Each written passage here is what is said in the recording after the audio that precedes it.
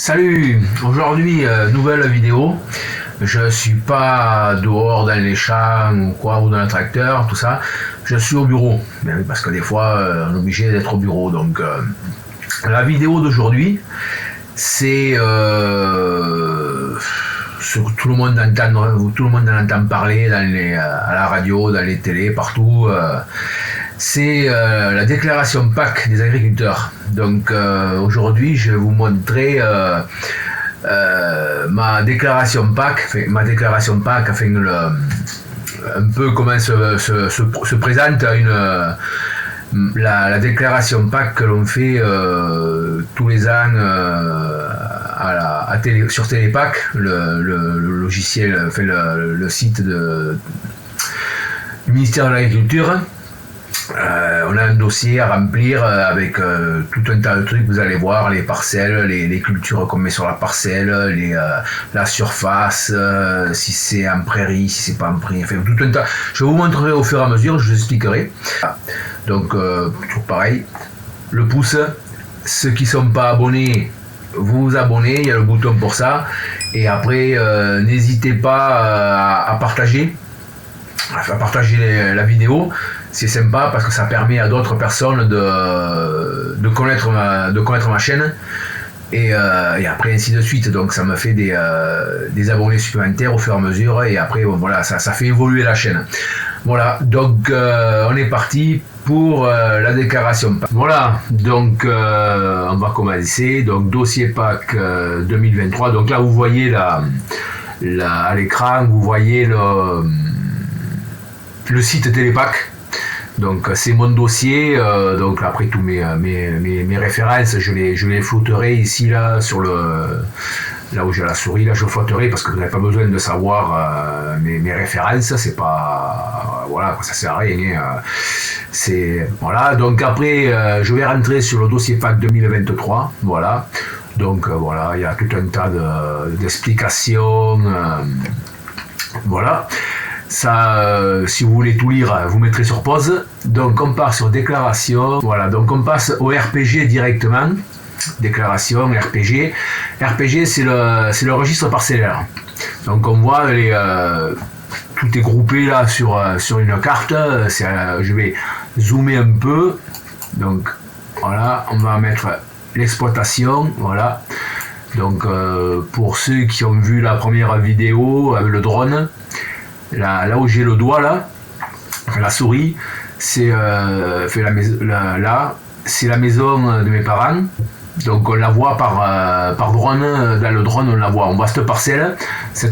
Enfin on voit je tourne avec le drone sur ces parcelles. Voilà, je fais donc voilà, ça c'est. Et là vous l'avez en photo satellite. Donc on va commencer. Donc là c'est les îlots.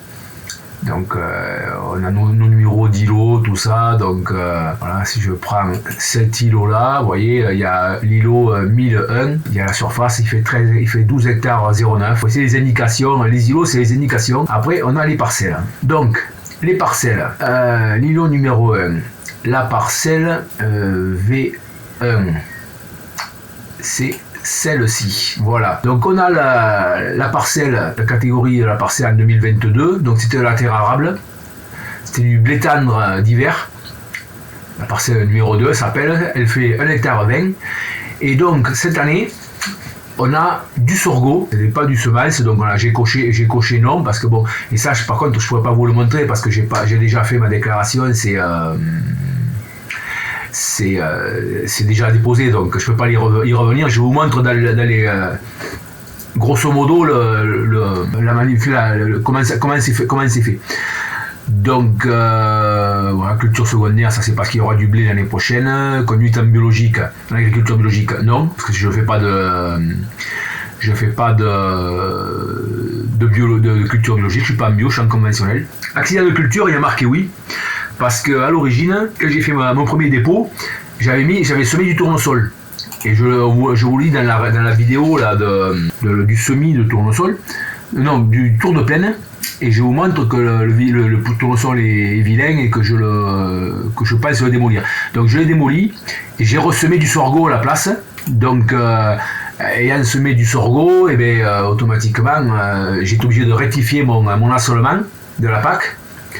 pour dire que j'ai plus du tournesol, j'ai mis du sorgho. Donc j'ai fait, et pour ça j'ai mis accident de culture, parce que comme je l'ai détruit, enfin, moi j'ai marqué comme ça, je sais pas si c'était ça, mais bon, apparemment ça a pas coincé, donc c'est passé. Voilà.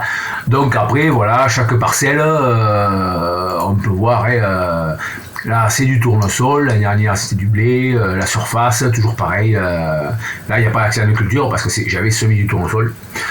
Voilà. Donc ça c'est voilà. Donc là après, là on peut voir, là, je vais zoomer un peu, ça et ça, c'est mes poulaillers. Donc je pense que ceux qui ont l'habitude de suivre mes vidéos, ils ont reconnu. Ça c'est mes peupliers. Et quand on les voit d'en haut, c'est minable. Donc il y a 94 arbres de peupliers, mais je pense qu'il faut que je trouve une entreprise là, pour les faire couper, là, pour les vendre, là, pour le papier, parce que ils sont pourris, quoi.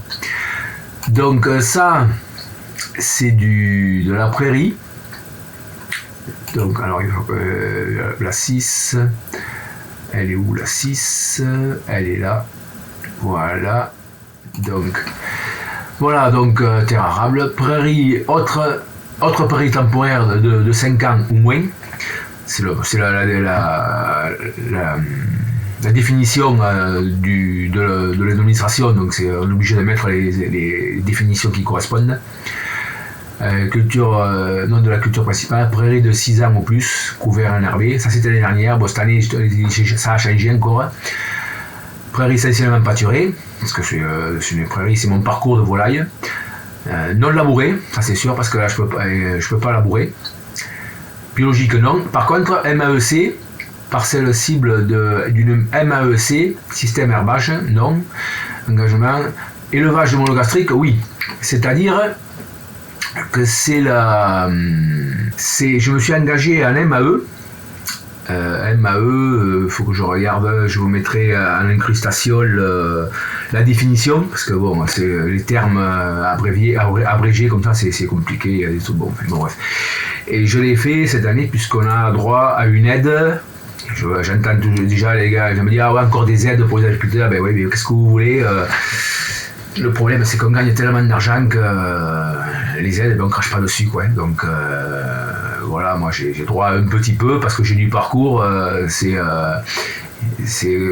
des parcelles qui ont des intérêts écologiques, parce que justement, là, en ayant signé cette MAEC, je vais être obligé de planter des lignes d'arbres, faire de l'agroforesterie, parce que c'est dans le cahier des charges de la MAEC.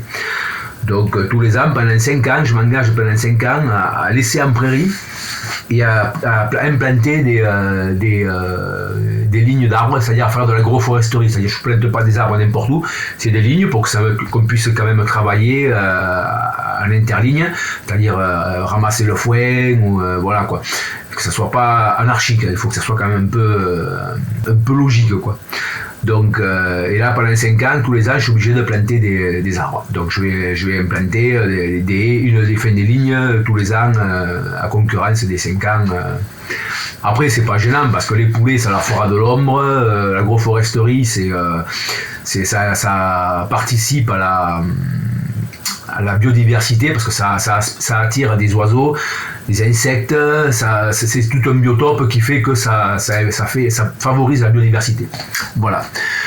Donc voilà, donc là j'ai découpé ma parcelle, là on voit là, une parcelle, on le voit, c'est sorgho. Elle est en sorgho, c'est la parcelle, le morceau que j'ai démoli parce qu'il était vraiment vilain. En tournesol, je l'ai démoli, je l'ai semé en sorgho. Le tour de la parcelle, je me suis amusé. Bon, j'ai laissé une bande, il y a 21 mètres, c'était à peu près correct. Je l'ai laissé, c'est un tournesol, donc ça m'a fait une bande de pulvée, donc j'ai pas laissé 3 rangs, j'ai laissé il y a 21 mètres. Donc je l'ai laissé comme ça. Ça c'est ici là, hop là. 1001.5, c'est les BTA. C'est les BTA, c'est des bandes tampons qu'ils appellent. C'est-à-dire, en clair, on appelle ça les bandes enherbées. C'est-à-dire, c'est une bande entre. Parce que là, hop. Là, on va voir. Là, ce qui est là, sous mon doigt, là, sous le doigt, c'est un fossé. c'est un fossé qui coule, c'est un ruisseau qui coule. Donc, comme il y a un fossé, il y a de l'eau qui coule, on est obligé de laisser une bande de 5 mètres minimum. Donc, c'est semé en herbe pour pas, comme ça on a interdiction de traiter. On ne peut pas y circuler dessus, c'est-à-dire que c'est normalement, logiquement, c'est interdit aux promeneurs. Les promeneurs n'ont pas le droit de se promener sur les bandes enherbées, alors que bon, quand on regarde dans la nature, les bandes enherbées, on les entretient, on les fauche, parce que c'est un minimum que ce soit propre, que ça fasse pas que pas les ronces qui poussent ou n'importe quoi, donc on l'entretient. Et il y a beaucoup de promeneurs, de randonneurs qui utilisent ces bandes enherbées comme chemin, quoi. Alors que ce n'est pas des chemins, c'est pas de la culture, c'est pas de la jachère, enfin, ça ressemble à une jachère, mais c'est spécifique pour les bordures de ruisseaux. Et logiquement, c'est interdit de circuler dessus. Mais bon, aller interdire à des promeneurs de se promener dans la campagne. Voilà. Mais bon, c'est toléré. Enfin, l'administration, ils sont pas pointus à ce point-là, obtus à ce point. Donc, ça va. Tant que j'y fais pas moi, mes tournières de champ pour tourner avec mes engins et tout ça dessus, ça se voit pas. Les gens, ils passent. Passe pas tous les jours, donc ça fait pas des grandes allées non plus, quoi. Ça fait pas ça crève pas l'herbe, ça fait pas des passages, ça se voit pas. Voilà, ça c'est une bande enherbée. Après j'ai une autre parcelle, voilà. Là il y a marqué luzerne parce que à l'époque j'avais semé de la luzerne porte-graine. Et le contrat est arrivé à terme. Et comme c'est des terres où je peux pas faire plus que de la luzerne, parce que même la luzerne elle était pas folichonne, parce que bon, pourtant c'est la luzerne, ça pousse dans des terres pas très bonnes, fait bon. Et celle-là, elle s'est pas bien développée, tout ça, donc bon, là le contrat est terminé, donc je l'ai laissé en luzerne. C'est une parcelle, donc voilà, elle fait 2 hectares à 41, c'est de la luzerne, donc c'était voilà, parcelle qui rentre dans les SIE, surface d'intérêt écologique, et comme c'est un capteur d'azote, ça permet voilà, c'est pas une friche, c'est pas, voilà quoi. Donc après, voilà, SNE, hop, SNE, ça là c'est des SNE, ça c'est surface non éligible, c'est-à-dire c'est des surfaces où je touche rien, je touche pas d'indemnité sur ces parcelles, c'est-à-dire là c'est la bordure du champ où il y a un dépôt d'outils, il y a du matériel, c'est une espèce de petit parking pour du matériel. Enfin, c'est des parcelles qui sont pas cultivées. Voilà, donc n'étant pas cultivées, elles sont pas primées. Il n'y a pas de prime, on ne touche pas d'indemnité dessus. Voilà, donc après là on voit tournesol, là c'est pareil, là c'est donc je clique là, voilà, c'est du tournesol, il fait 90 arts, voilà. Donc le prochain ça sera du blé, voilà, tout est marqué, tout est détaillé parcelle par parcelle. Voilà, donc vous voyez que j'en ai quand même un bon paquet, et quand je m'attaque à ma déclaration PAC, j'y passe une bonne après-midi. Quand il fait beau c'est dommage, mais quand il pleut ça me dérange pas parce que je suis enfermé quand même, mais je me prends la tête avec tous les ans les notifications, enfin, les termes changent, bon il faut tout revoir et tout. Bon. Donc là, surface non agricole, c'est-à-dire toutes mes parcelles où j'ai pas de culture, c'est-à-dire qu'il y a des arbres, là on voit c'est arbres alignés, donc là il y a des arbres, là c'est une haie, voilà, il y a une haie, donc il y a des arbres en ligne, c'est une haie, là c'est une mare, c'est un lac où il y a des qui servaient aux propriétaires, il servait à irriguer à l'époque. Maintenant c'est un lac où il est aménagé, il pêche, il y a des poissons, il y a la société de pêche qui fait pêcher des gamines de temps en temps, enfin bon voilà quoi. Donc je suis obligé de le déclarer, il fait partie de la parcelle, il est dans la parcelle, donc je le déclare. Il est en SNE, donc il n'est pas primé, c'est-à-dire c'est toutes ces surfaces là, les bâtiments, les routes, les chemins, là c'est un chemin d'exploitation chez moi. Mon chemin qui mène à mes bâtiments, tout ça, donc c'est un chemin qui n'est pas semé. Donc voilà, tout ça c'est pas primé. C'est les surfaces qui rentrent dans ma surface PAC, dans ma SAU, mais elles ne sont pas primées parce qu'elles ne sont pas utilisées. Voilà. Donc après, ça c'est... qu'est-ce que c'est ça, surface de haie, voilà, c'est pareil, ça c'est des haies. Là c'est une prairie. Enfin, bon, voilà, quoi, voilà. Ça c'est les alertes. Je sais pas pourquoi il y a une alerte là. Voilà, parce que le truc il n'est pas bien délimité, peut-être où il y a des arbres, mais bon, comme on voit l'ombre, le satellite n'arrive pas à distinguer si c'est des arbres, donc il y a des alertes, il demande, enfin bon, après c'est pas des, voilà.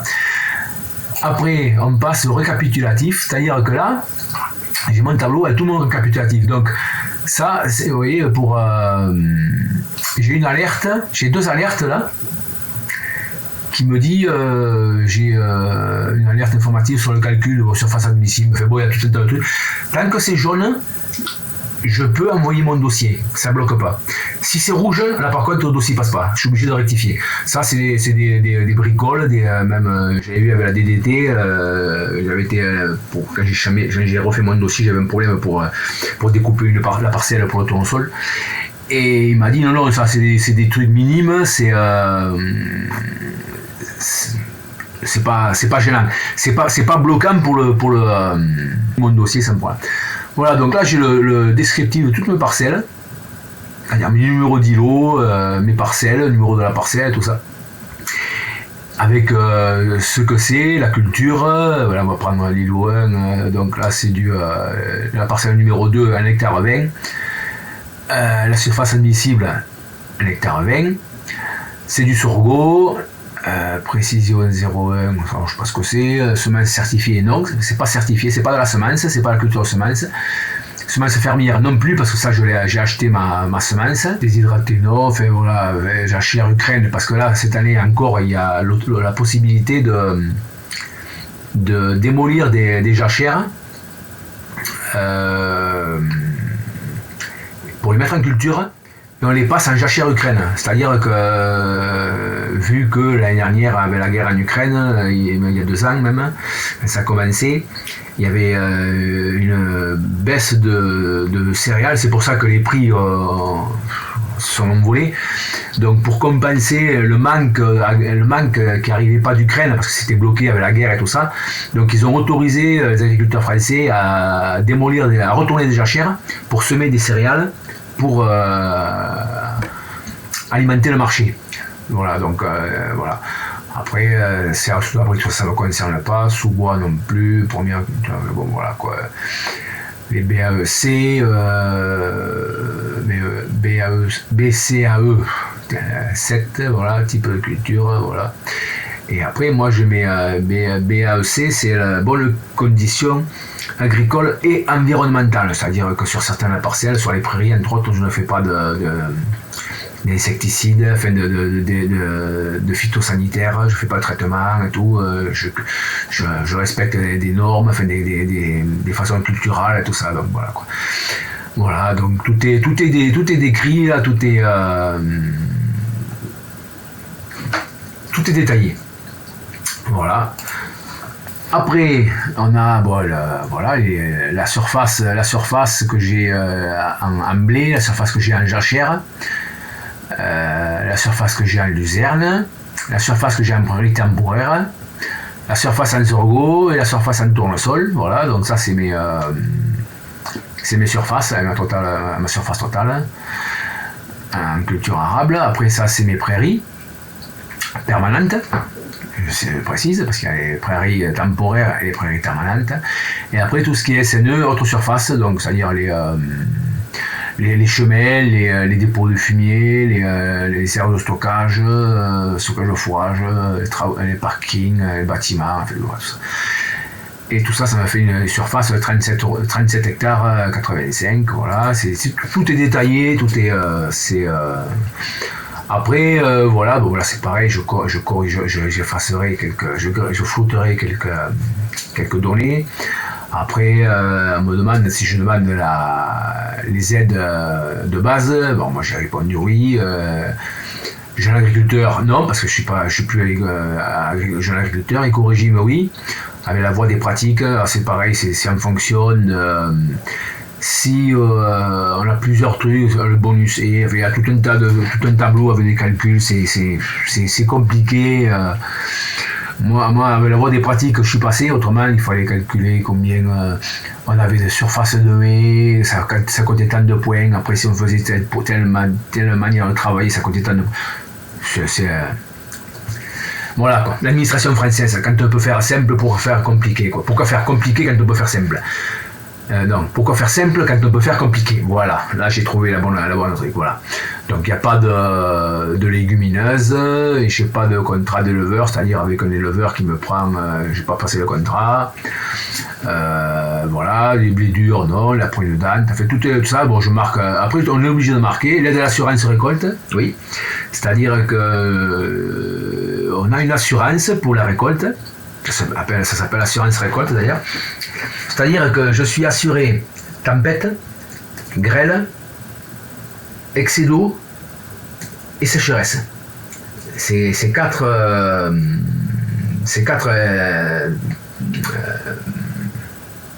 sinistres sont assurés. Donc si un jour par hasard je sème, ça m'est arrivé l'année dernière, j'ai eu le problème sur le soja, j'avais semé mon soja, il s'est mis à faire sec, à faire chaud, et le soja, il y a une partie de la parcelle qui est pas sortie. Il y a eu la sécheresse, ça a commencé à germer, mais ça s'est séché, il y a eu un coup de chaleur, le germe s'est séché, donc il est mort, et ça fait que il a échaudé, et voilà quoi. Et il n'y a pas eu de récolte, donc j'ai déclaré, l'expert est venu, il a contrôlé, il a certifié comme quoi il y avait une parcelle, donc un morceau de la parcelle qui était échaudé suite à la sécheresse du printemps. Et parce qu'on voyait l'autre, le soja était bien développé, tout ça, il y avait des zones, on les voyait, c'était tout, il n'y avait pas un pied par-ci, il y avait un pied par-ci par-là, mais il n'y avait rien quoi. Donc il a fait la déclaration, ok, pas de problème, sinistre ouvert et tout. Et à la fin de l'année, quand j'ai récolté, on a fait le décompte de le rendement que j'avais déclaré en sinistre, parce que quand on remplit dans notre feuille pour l'assurance, il nous demande une surface, il nous demande les variétés, les cultures que l'on fait, la surface et le rendement des 5 dernières années, la moyenne pour faire la moyenne, et le rendement qu'on estime. C'est-à-dire qu'après, il ne faut pas estimer 200 quintaux, sachant qu'on en fera 50. Donc on essaie de rester dans des rendements normaux, quoi. C'est-à-dire, moi j'avais fait du soja, j'avais estimé 40 quintaux, 35 quintaux j'avais estimé, 35 hectares à l'hectare, donc j'avais marqué 35. Quand j'ai récolté, j'ai fait 25 quintaux. Donc ils ont fait 25 quintaux multipliés par la surface, ça fait tant de quintaux, moins les 35 quintaux multipliés par la surface, ils ont fait la différence, il y avait une différence de je ne sais plus combien de quintaux, moins mais comment ça s'appelle, pas la vétusté, ça c'est pour les bâtiments, moins la franchise. Donc il y a une franchise, je crois, qui est de 10%, il me semble, ou 20%, je ne sais plus, il a fait une franchise.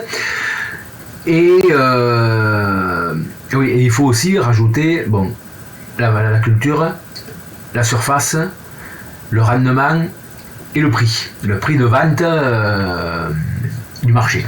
Donc on marque le prix. Donc ça faisait une somme. Quand on fait sur le dossier, ça fait une somme de X. J'ai récolté, j'ai fait un résultat de X. Et ils ont fait la différence, et ils m'ont payé la différence. Moi, la franchise a fait tout le calcul, voilà quoi. Et donc c'est une assurance. Et pour inciter les agriculteurs à s'assurer, parce que c'est pas gratuit, hein, donc, et pour inciter les agriculteurs à s'assurer, l'État, par le biais de la PAC, paye une partie de l'assurance récolte, c'est-à-dire de la prime. Donc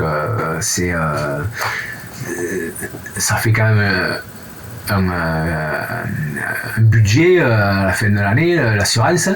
Donc il y a une partie qui est prise en charge par la PAC. Donc voilà, donc c'est l'assureur, voilà, moi j'ai marqué ouais, d'accord, voilà, ça c'est l'assureur, il a l'autorisation d'envoyer les données, ou la PAC a l'autorisation de demander les données à mon assureur, qui lui les envoiera automatiquement, parce que c'est, voilà. Après, tout un tas de questions, voilà, MEEC de la programmation 2023-2027 pour les 5 ans.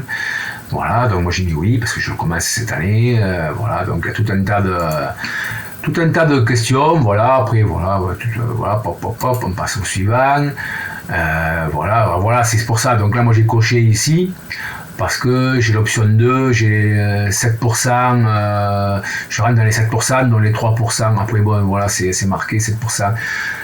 Topographie, inclut culture dérobée et plantes fixées en azote. Plantes fixées en azote, c'est-à-dire c'est la luzerne. Donc elle rentre dans mon. Donc voilà, je vous laisse lire le truc. Après vous faites arrêt sur image et vous pourrez lire tranquillement.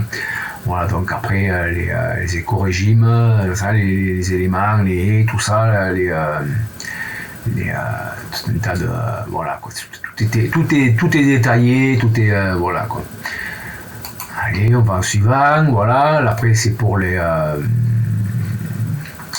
toujours pareil, les éco-régimes et tout ça, et donc voilà, c'est tout ce que j'ai fait, les bordures de cours d'eau, j'ai les valeurs en mètres carrés, voilà, ça c'est les bandes enherbées, voilà quoi.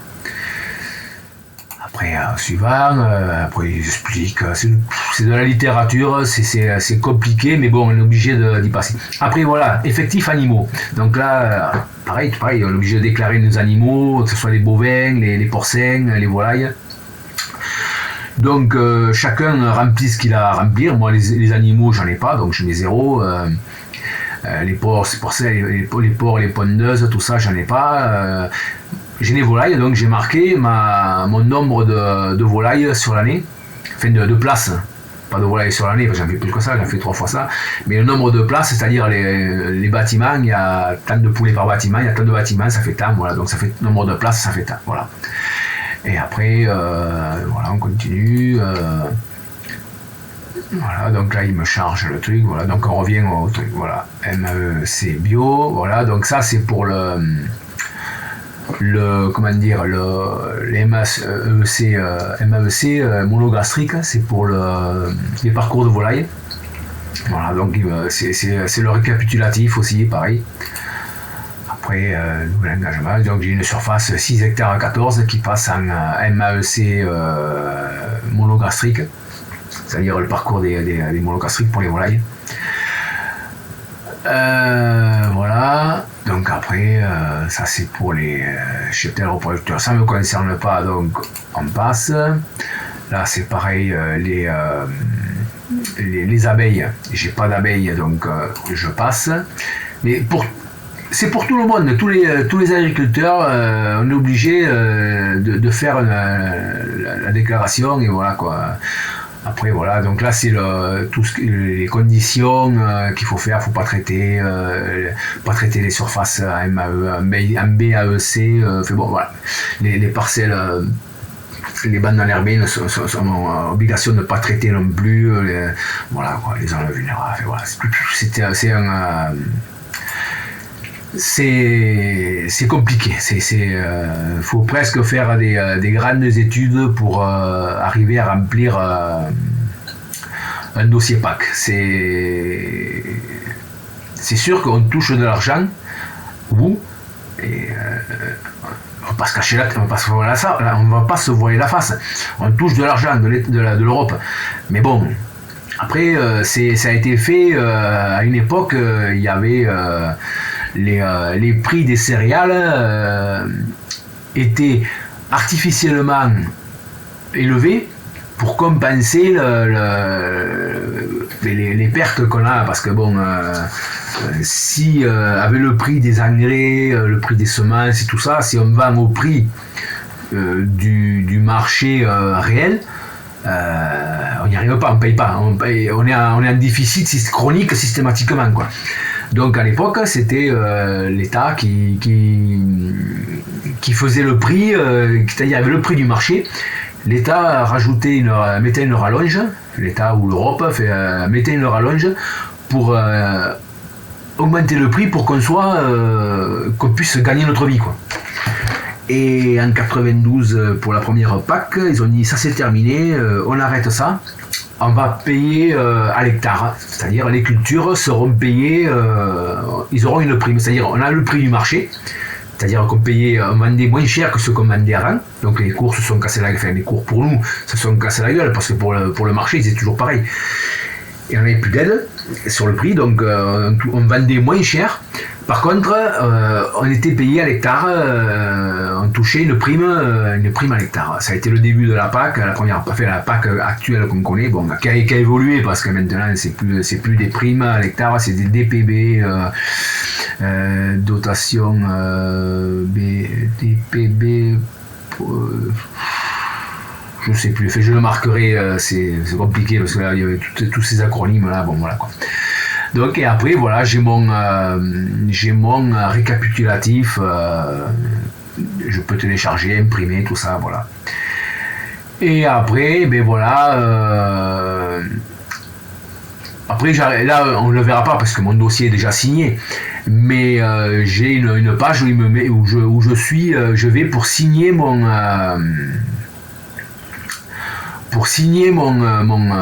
dossier. Donc c'est une signature électronique, c'est tout un bazar.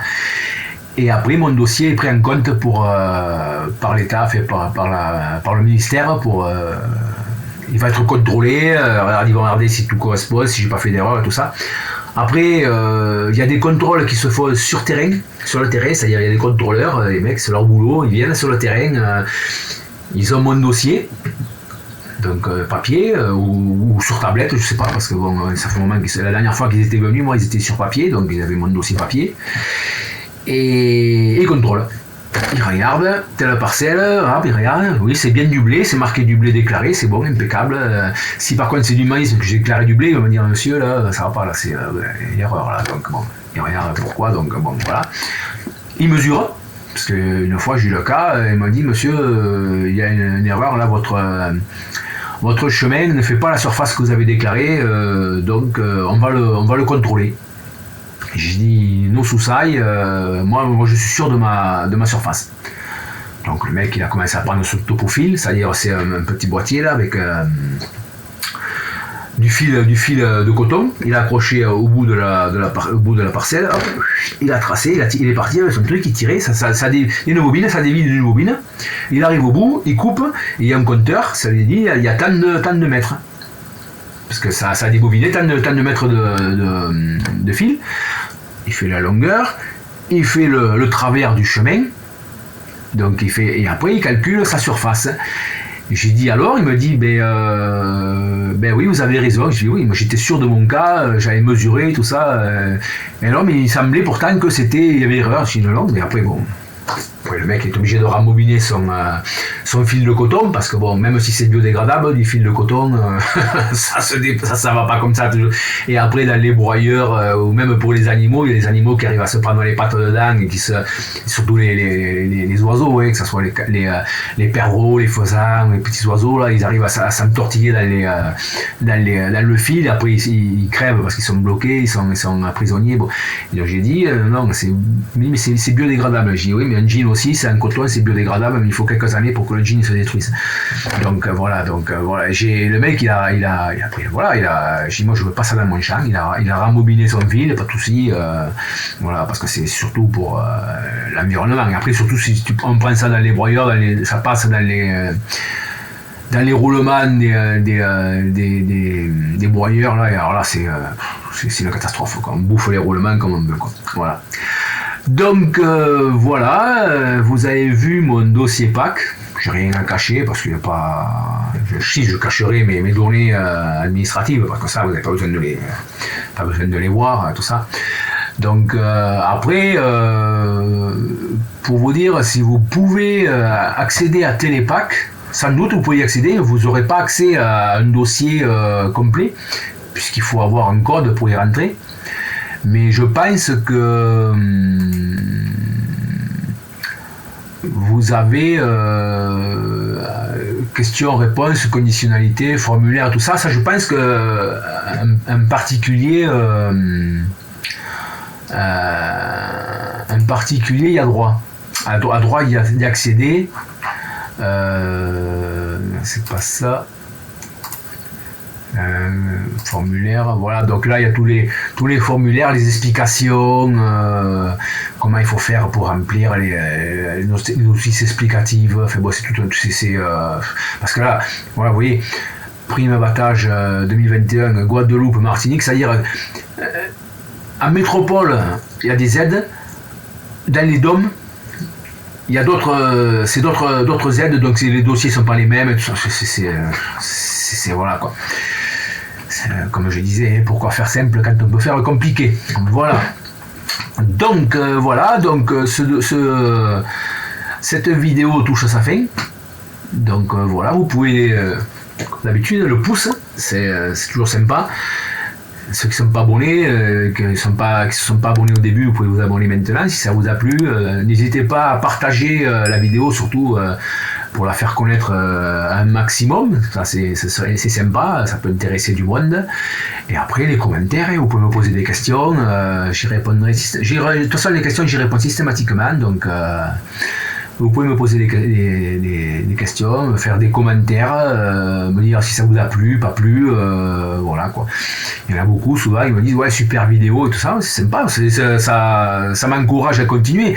Si chaque fois tous les commentaires me disent c'est nul, arrête, c'est pas bon, au bout d'un moment je vais arrêter. Mais là tout le monde me dit ouais super, c'est intéressant, on apprend beaucoup de choses. Moi je suis open, hein. Moi j'essaie d'expliquer mon boulot, d'expliquer voilà comment je travaille, comment ça se passe.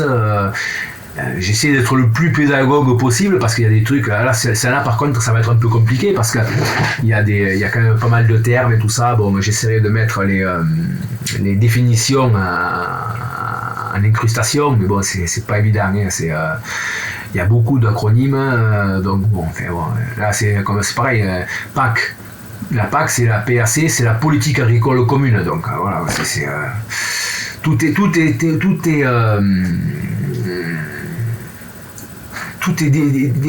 c'est des acronymes. On parle que par des raccourcis. Voilà, comme la DTT, la Direction départementale des territoires. Voilà, bref. Voilà. Donc cette vidéo se termine. Et je vous dis maintenant à mercredi prochain, normalement, il n'y a pas de souci. Donc d'ici là, je pense que j'aurai rentré les pales, les orbes pour les pandeurs là, que j'ai commandé, et récupérer ma console du Vision, ma console Vision là, de l'épandeur que j'avais amené en réparation parce qu'il y avait un petit pet à l'écran. J'avais expliqué dans la vidéo de l'épandeur. Donc j'aurais récupéré tout ça, j'aurais fait l'installation dans la cabine, je vous montrerai tout ça. Je pense que d'ici là ça sera fait, voilà quoi. Donc voilà, pareil, toujours mercredi prochain. Allez, ciao.